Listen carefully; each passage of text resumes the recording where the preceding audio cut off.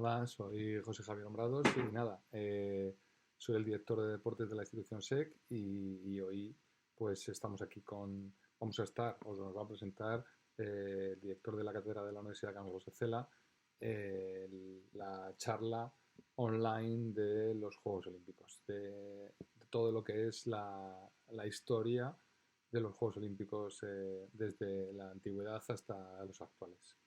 Pues nada, sin más dilación, os dejo con él y no le podréis ver, pero bueno, aquí está su presentación y su historia. Muchísimas gracias. Vamos a hablar de los Juegos Olímpicos antiguos. Lo primero que vamos a hacer es ver dónde nacieron. Bueno, pues en un país que ahí vemos Europa, Grecia, en la península del Peloponeso, y en una ciudad que se llama Olimpia. Entonces ahí está tomado desde el monte Olimpia, donde se ve la pista de atletismo que se realizaba la prueba. Esa es la pista, ¿eh? Y el gimnasio. Todo tenía su porqué en cuanto a la orientación de dónde estaba el gimnasio, dónde estaba la pista, en cuanto a la salida del sol. Esa es una maqueta del Museo de Olimpia, de cómo estaba el gimnasio. Y el objetivo de los Juegos. El objetivo de los Juegos es rendir culto a Zeus, el gran dios nacional, padre de dioses y de los hombres, y celebraban una única prueba, que era la carrera de 192 metros con 27. Es una medida que bueno, pues se equipara porque no estaba impuesto todavía el sistema métrico decimal.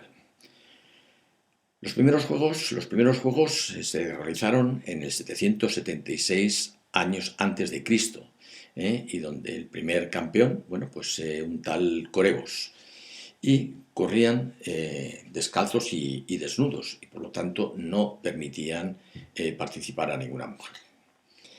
¿Qué ocurre con el tema de Olimpiadas? Que todo el mundo, Olimpiadas, Juegos Olímpicos, todo el mundo confunde Olimpiadas y Juegos Olímpicos. Bueno, pues Olimpiadas es un periodo de 4 años y que empieza con los Juegos Olímpicos, que duran 16 días, y es cuando se empieza con al encender el pebetero, con la antorcha olímpica, y se termina cuando se enciende el pebetero de los siguientes Juegos. Entonces aquí ahora estamos en la Olimpiada de Río de Janeiro, que fue en el 2016. Curiosa la anécdota de que este año, o en esta Olimpiada, perdón, va a ser de más años porque no se va a encender el pebetero seguramente hasta mayo del 2021. El programa de los Juegos, pues el programa de los Juegos en aquella época estaba muy limitado, pero había carreras, había saltos, había lanzamientos, había luchas, había hípica, es decir, una serie de pruebas que hoy mismo se mantienen, aunque haya muchos más deportes. El premio, una corona de olivo, todo el mundo dice lo primero una corona de laurel, no, de olivo. ¿Por qué? Porque todo alrededor de Olimpia son olivos. Y como decíamos, había exclusión total de las mujeres, precisamente porque como corrían desnudos, solo permitieron una vez a la madre de Corebos, precisamente, presenciar los juegos. ¿Qué pasó? Bueno, pues también en el siglo IV a.C., debido a la corrupción, que veis que la corrupción no es de ahora, sino de toda la vida, y debido a catástrofes, pues bueno, pues el emperador Teodosio el Grande suprimió los juegos. Pero también hay una cosa que surgió, que en lo que llamaban la tregua sagrada, la quequeira, que era un pacto de paz, de una tregua olímpica, que pues precisamente paraban las guerras y en ese momento lo que hacían era competir. Bueno, pues se estableció en la Grecia clásica, en el siglo IX a.C., y había una inmunidad en el santuario de Olimpia y los atletas, artistas y sus familias y los peregrinos que asistían a los Juegos. Esta tregua olímpica se restableció, pues un poco el emblema en los Juegos del Lillehammer, Juegos de Invierno, en la 48 resolución del Comité Olímpico. Pero aún así, pues vemos que aunque siempre decimos que el deporte y la política no están relacionados, pues en el caso de esto sí que ha habido muchas cosas. Por ejemplo, en las dos guerras mundiales, en el 14 y 18, los Juegos del 16, pues no se celebraron lo mismo que no se celebraron los del 40 y el 44 por la Segunda Guerra Mundial. También, luego hablaremos más de ello, ha habido relación de terrorismo en Múnich, en Atlanta, en Londres, pero también hay cosas que, bueno, pues que se han conseguido. Eso es, por ejemplo, una imagen del Comité Olímpico de Sarajevo, que, bueno, pues que con la ONU y con la UNESCO, pues la ACNUR y el Alto Comisionado de las Naciones Unidas para los Refugiados, hubo mucho dinero del Comité Olímpico Internacional para reconstruir la ciudad de Sarajevo después de la guerra de los Balcanes, que ha sido hace relativamente poco, hace como 20 o 30 años, o sea, que estuvieron con la guerra en Sarajevo. Bueno, vamos a entrar en una cosa que, bueno, pues en saber, una vez que hemos visto los Juegos Olímpicos antiguos, vamos a ver qué pasó con la reconstrucción, la renovación de los Juegos y la restauración de los Juegos modernos. Y esto aparece este hombre, Pierre de Coubertin, y que es un varón, es un noble francés, y que, bueno, pues que puso toda su fortuna a disposición para organizar los Juegos. Tal es ahí que llegó que en el año 1894, al amparo de una universidad en la Sorbona, se creó el Comité Olímpico Internacional y se instauró la primera sede de los Juegos Olímpicos en Atenas, con un primer presidente que fue Demetrio Vikelas y luego nombrado segundo presidente del COI hasta 1925 en el caso del varón de Pierre de Coubertin. Bueno,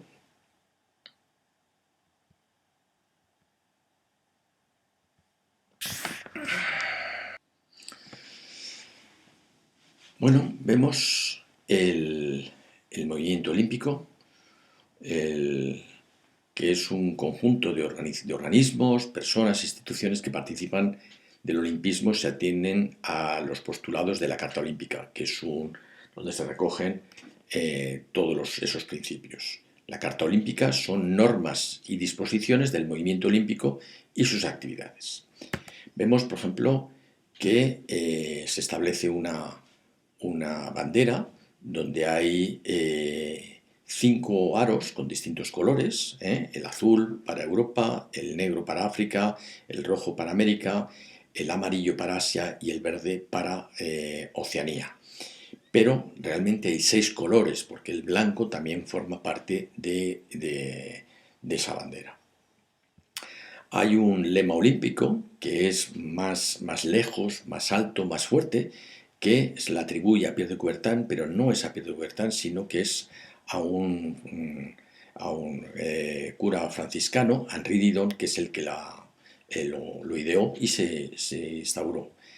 Hay un sermón olímpico que, bueno, pues se interpretó por primera vez en 1920 y se repite en cada ceremonia de los Juegos Olímpicos cuando se inauguran con todos los atletas sobre la pista. También se recrea nuevamente en la llama olímpica, que hacen un recorrido. Por ejemplo, la llama olímpica sale de Atenas y va recorriendo los distintos países hasta que llega a la nueva sede olímpica.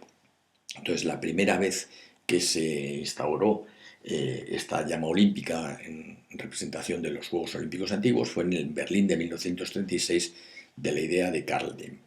Asimismo, hay un himno olímpico que la primera vez se celebró en 1964 en los Juegos de Tokio. Y como vemos, vamos a pasar más rápido, pero bueno, pues las disciplinas que son de lucha, donde se cubrían las manos, salto de longitud, donde utilizaban una una pesa que la soltaban en medio del aire y era como para darse más fuerza, de lucha y lanzamientos, carreras de caballos, y vamos a ver cómo, bueno, pues hasta ahora todas las sedes de los Juegos Olímpicos, y vemos cómo en América del Norte se han celebrado Juegos Olímpicos, en América Central no se han celebrado Juegos Olímpicos, pero hay que recordar que México pertenece a América del Norte, y en Sudamérica solo se han celebrado unos Juegos que han sido en, en Brasil, y vemos que en África tampoco. Entonces, pues bueno, están relativamente donde más Juegos Olímpicos ha habido, pues lo veis que ha sido en Europa. Y vamos a hacer un recorrido por los Juegos. Entonces empezamos que en 1896, los primeros Juegos en Atenas, donde, bueno, pues vemos que prácticamente eran pues una reunión de atletas, porque si vemos las gradas estaban totalmente vacías. Entonces, pues bueno, si vamos a Atenas, una visita obligada, es desde arriba, desde el Partenón, se ve el estadio que tiene esa forma de U, donde se realizan las pruebas.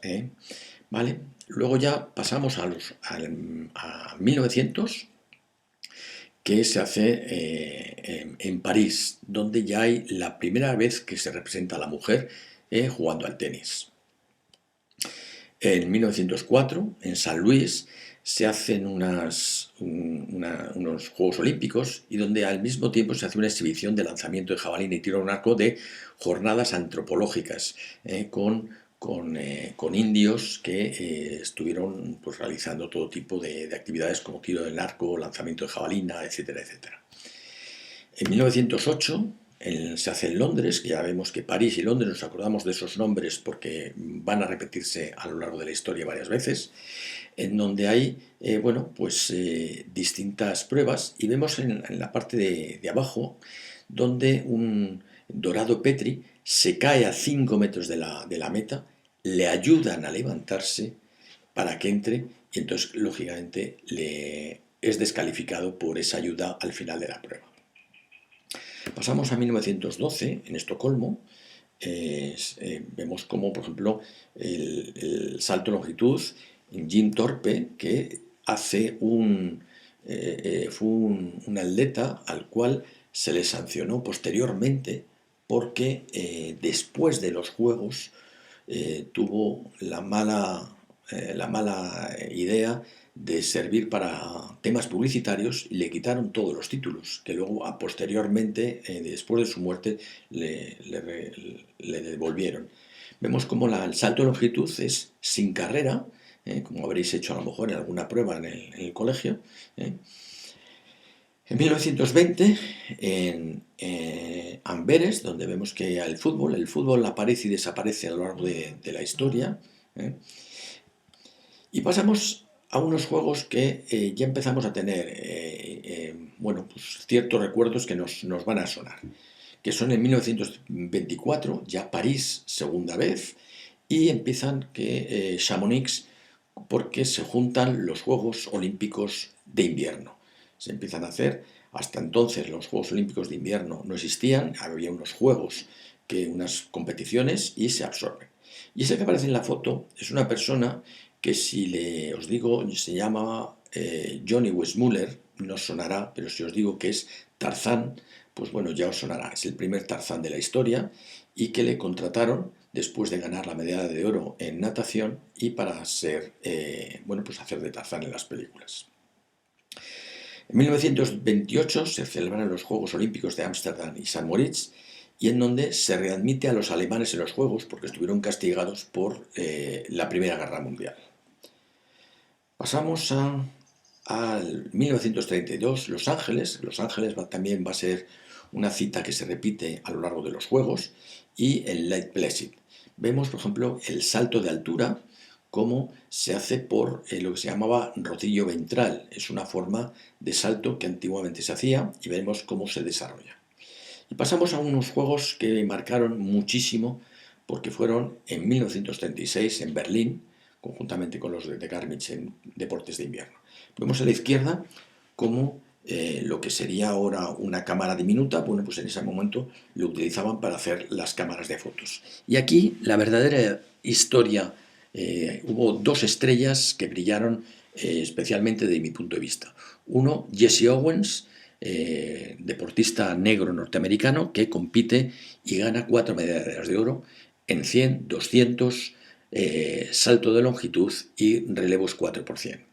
Pero lo curioso, la otra estrella es Lance Long, que es el alemán que está junto a él, que él hace una gran amistad y delante de todo el mundo le ayuda a Jesse Owens, porque en salto de longitud no tenía técnica, tenía mucha velocidad, pero no tenía técnica, y Lutz Long lo que le hace es ayudarle a corregir esa técnica y le hace ganar a Jesse Owens.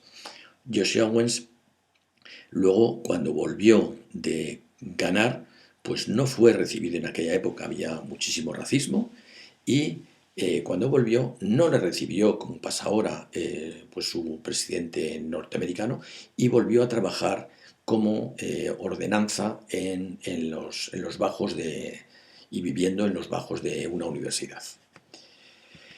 Pasamos a 1948, Londres, ya segundos Juegos, y St. Moritz.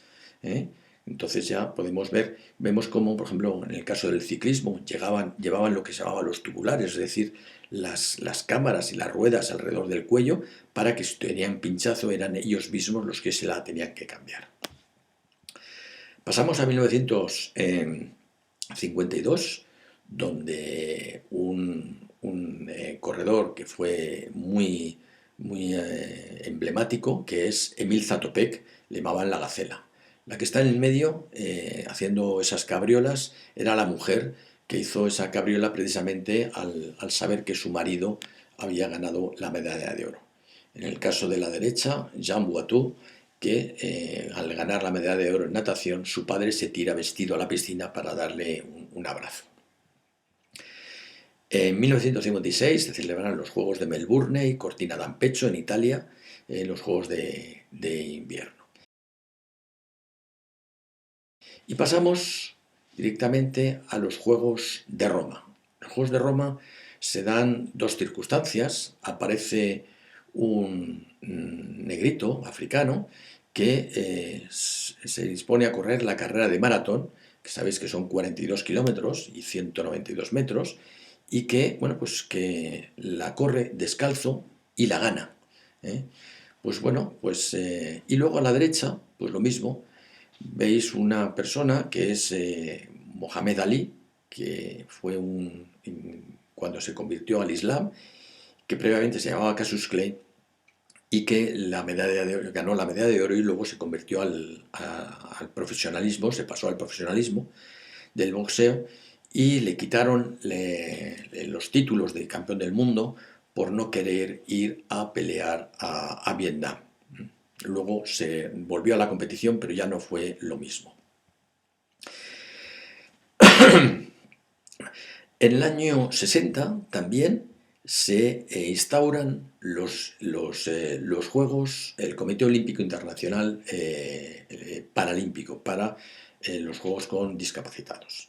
Llegamos a 1964, pasamos a Asia, a Tokio, y donde un deporte que fue por primera vez olímpico, que era el judo. El judo en Japón en ese momento era como una disciplina, vamos, como una religión, y llegó un holandés, Anton Jesing, que ganó la medalla de oro en los pesos pesados, y lo que dijo Jesing hizo llorar al Japón, porque ganó a su campeón más emblemático en ese momento. Pasamos a 1968 en México, y se hicieron también los Juegos Olímpicos en Grenoble, que fueron espectaculares, donde hubo un esquiador que fue Jean-Claude Killy, que ganó 3 medallas de oro en 3 especialidades, que prácticamente ha sido casi imposible repetirlo. Pero ahí en México se plantearon varias cosas. El hecho de que México esté a 2.000 metros de altura hizo que se batieran muchos récords. En primer lugar, Bob Beamon saltó y saltó 8,90, es decir, batió el récord por más de 50 centímetros. Se corrieron todas las pruebas de velocidad, fue espectacular. Hubo otra singularidad, es que llegó un señor que se llamaba Fosbury, y de repente en el salto de altura, en lugar de hacer el rodillo ventral como hemos visto antes, cogió y saltó de espaldas. Ganó la medalla de oro olímpica, no batió el récord del mundo, pero desde el momento ese, pues todo el mundo fue incorporándose y hoy en día es el método que se utiliza para el salto de altura.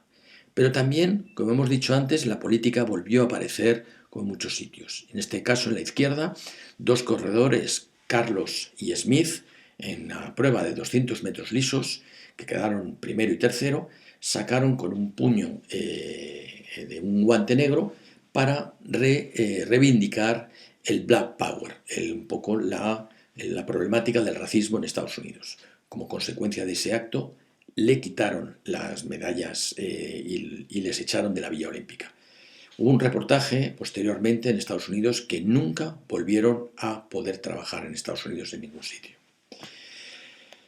Vamos a 72, que también fue un antes y un después. Allí, pues bueno, lo primero que pasó fue en el partido, en la final de baloncesto. Hasta entonces los reyes del baloncesto eran los Estados Unidos y en el último segundo los soviéticos marcaron una canasta y bueno, pues ganaron los soviéticos, pero que si estaba fuera de tiempo.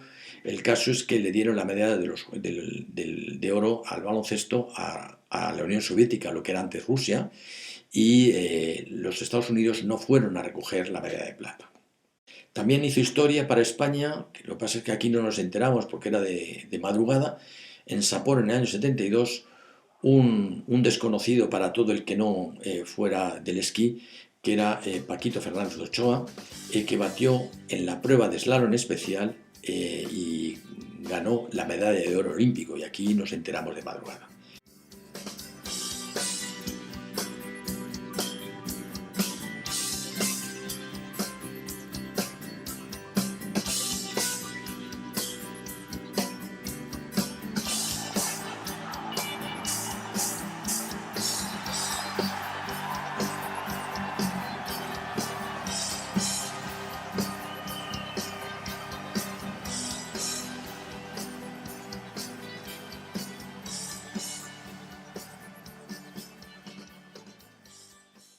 Pero también hubo un desagradable incidente que marcó la construcción del futuro de las villas olímpicas, en que hubo un asalto a la delegación palestina que asesinaron a 20 atletas.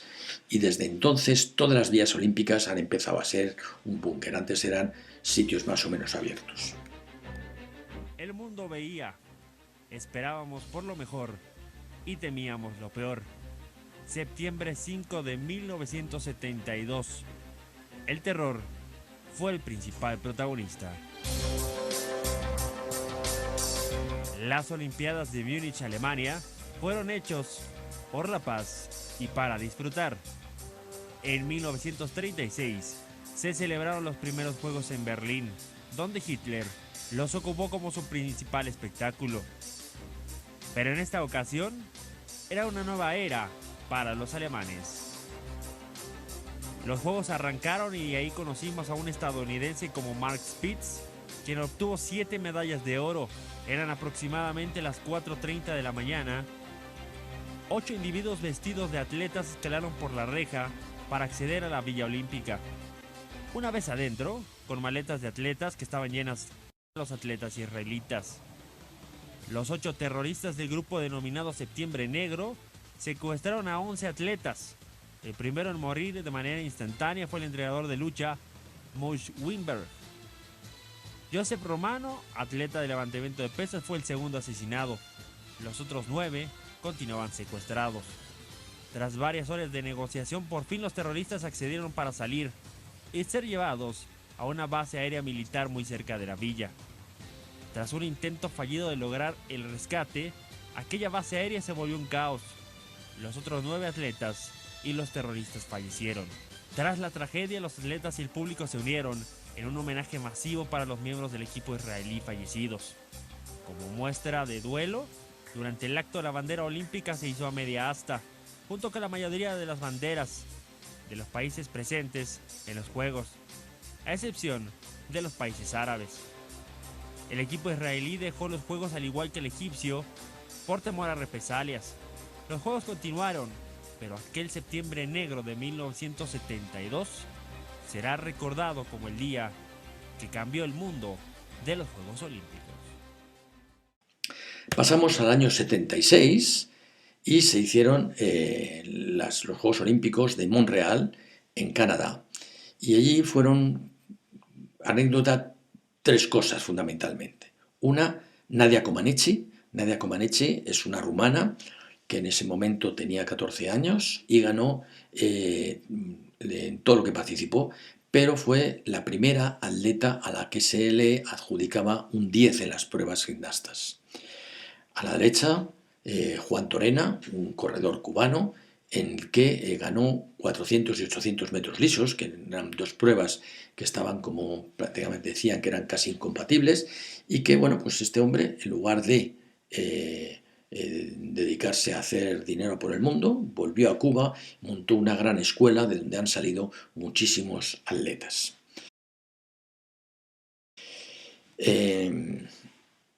Pasamos a los Juegos de Moscú. Los Juegos de Moscú fueron boicoteados por los Estados Unidos, en donde por una guerra, por una invasión de la Unión Soviética en Afganistán. Pero vemos que Uliana Semenova, con 2,10 de altura, pues claro, no dejaba hacer nada a las contrincantes y llevaron la medalla de oro. Una persona también muy emblemática fue el ruso Vasily Alekseev, que en levantamiento de peso que batía todos los récords. También fue bonita la competencia que hicieron Steve Owett y Sebastián Coe en los 1500 lisos. Pasamos a 1984, en donde España consigue la medalla en baloncesto, ganando la medalla de plata. Lógicamente caímos frente a los americanos y que nos destrozaron con un Dream Team. Otro encesto, muy bien el público, en este caso de Fleming, la alegría del banquillo. 96-63. Los mexicanos han arrollado a todos de 30 puntos para arriba y era una cosa que desde el principio del campeonato se sabía que iban a ganar. 2 encestes de Margal, 96-65. Últimos 6 segundos. Va a presionar el equipo en el fórum. Se va acabando, recuperan los norteamericanos. Tapón de Fernando Martín sobre el tiempo. Evitó una canasta más, se llega al límite del tiempo con victoria del equipo de Estados Unidos. 96-65, Estados Unidos campeón olímpico, medalla de oro. España subcampeona olímpica, medalla de plata.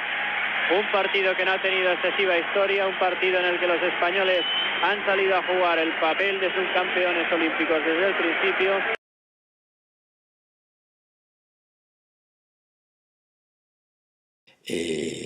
A la derecha, Mari Decker, pues una competidora que era la favorita, pero como todas las cosas en las competiciones, en el deporte se pierde más que se gana, solo gana uno y pierden muchos. En este caso ella, ante una caída, precisamente la destronó de su sueño de ganar una medalla de oro en los Juegos Olímpicos.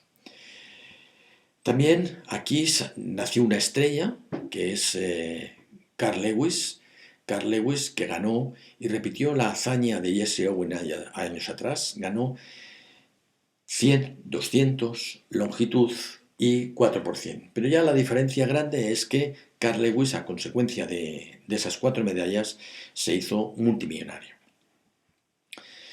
En esta carrera, pues bueno, Abascal ganó la medalla de de bronce en 1500. Florence Griffith, una corredora americana que, bueno, pues murió muy joven por el tema del dopaje. Hasta entonces las técnicas del dopaje no estaban, de detección del dopaje no estaban muy bien controladas y murió con 35 años precisamente. O sea, era espectacular el cambio en la musculatura de esta mujer. Michael Gross, un monstruo de la natación, y luego Edwin Moses, que fue un corredor americano de 400 metros vallas, en donde estuvo 10 años sin perder una carrera. Y la primera carrera que perdió fue en Madrid, en el estadio del Vallehermoso, por allí por los años 88, 90, que vino a España. Llegamos a Seúl. En Seúl, en 1988, se producen varias cosas. Precisamente Carl Lewis iba a intentar revivir el ganar los 4 medallas de oro, y apareció un canadiense de origen jamaicano que, Ben Johnson, que le agó la fiesta ganando en los 100 metros lisos. Pero poco tiempo después pocos minutos o una hora después de terminar la carrera, salta la noticia, salta el bombazo de que Ben Johnson ha dado positivo en una droga que se llamaba eritropoyetina, con lo cual Carl Lewis recupera la medalla a consecuencia de que Ben Johnson fue sancionado. Tenemos a la derecha, ahí saltando, Luganis, un saltador americano que ganó la medalla de oro, pero también tuvo una cosa, que fue el primer deportista que reconoció ser homosexual, con lo cual fue un gran escándalo en esa época reconocer que su tendencia sexual era distinta. Pasamos a un año importante, que es el año 1992. Barcelona y Albertville. En Barcelona fue la explosión de los Juegos para España, con la ciudad de Barcelona, donde fue una reestructuración total de los Juegos, y que fue la vez que más medallas olímpicas ha ganado España, que fueron 22 medallas.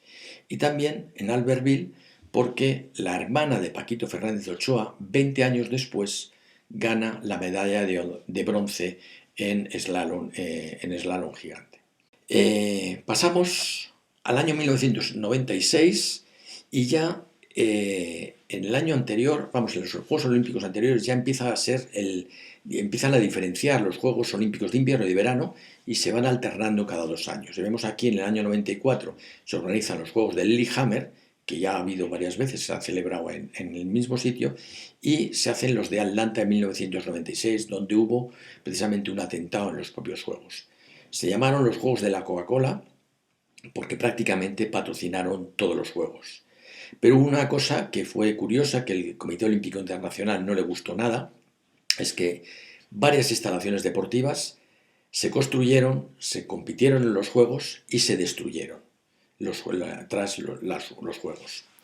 En el centro tenemos a una persona que marcó mucho en el tema de ciclismo español, que es Indurain, que ganó la medalla de oro en fondo en carretera y la medalla de bronce en ruta, precisamente permitiendo que su compañero Abraham Olano ganara la de oro, porque estaban entre medias para contenerle a un competidor que les vigilaba mucho.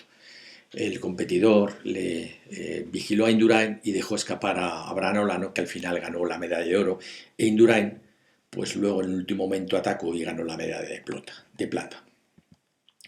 Pasamos a Sydney, que fueron unos Juegos que en un momento dado que marcaron mucho porque eran complicados, porque eran justo en las antípodas, es decir, justo en el lado contrario del mundo, donde había que el horario era distinto, en esa época era invierno y hubo, pues bueno, muchos casos de complicado para el entrenamiento y el desplazamiento. Fueron unos juegos caros, pero fueron unos juegos espectaculares. En el año 2002 y 2004 se celebraron en Salt Lake City y en Atenas, donde Mike Phelps consigue 6 oros y 2 bronces. Y en Salt Lake City luego veremos un vídeo que pondremos donde donde se resume el,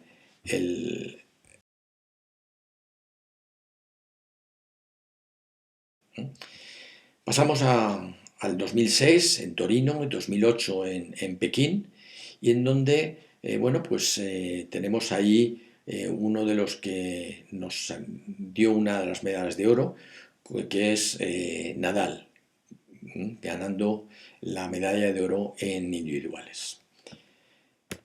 Llegamos a 2010 y 2012 en Vancouver y 2012 en Londres. Vemos que Londres ya es la tercera vez que hace unos juegos. Aquí en 2012 ya compitió con Madrid para hacer unos juegos.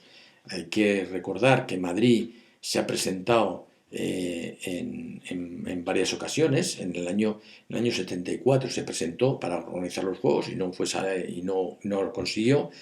Luego Madrid se presentó en el 12, no lo consiguió, perdió con Londres. En el 16 perdió con Río de Janeiro y en el 20 perdió con Tokio. Pero vemos a la izquierda un caso curioso, que Andel Mirabel, que era de una especialidad que se llama el skeleton, que es una tabla con unas cuchillas por debajo y unas agarraderas y que se tiran por una pista de hielo que van haciendo un recorrido. Bueno, pues en Vancouver, Andel Mirabel, que es un catalán, no tenía dinero suficiente para comprarse unas zapatillas que van con tacos para poder agarrarse mejor al suelo y bueno, pues utilizó unos ralladores de queso, con lo cual fue la atracción de los Juegos de Vancouver. Se han hecho los Juegos de Río de Janeiro, que son recientes, en donde Simone Biles ha sido la reina de la gimnasia, que dicen que es la gimnasta mejor de todos los tiempos, y donde hay un muchachito, un francés, Teddy Riner, que es un muchachito que bueno, pues lleva siendo campeón del mundo desde los 16 años. Ha hecho varios campeonatos del mundo y ahora tiene 22. Es un angelito de 120 kilos de peso, con 1,90, con una técnica espectacular y que esperamos que pues en Tokio vuelva a dar la sonada. Y luego ya pues quedan los Juegos que se van a celebrar en el 20 en Tokio y en Pyeongchang. Y como curiosidad vemos que París, que ya ha celebrado varias veces los Juegos, Los Ángeles, que ya ha celebrado varias veces los Juegos, en lugar de esperar a hacer una elección, pues en las últimas veces hubo tantos problemas económicos para celebrar unos Juegos que hubo un consenso, se presentaron 2 ciudades nada más, París y Los Ángeles, y bueno, pues va a ser París en el año 24 y Londres en el año 28. Pero vemos que Madrid, que se presentó en el año 20, para el año 20, que sería este año, precisamente, fijaros los problemas que estamos teniendo con el coronavirus, pues con los problemas que están teniendo que se van a desplazar los Juegos precisamente a la hora por el bichito este que tenemos. Toda la historia de los Juegos Olímpicos desde sus inicios. Espero que os haya gustado y sobre todo que habéis tomado nota, porque los profesores luego me imagino que os harán las correspondientes preguntas en relación a ello.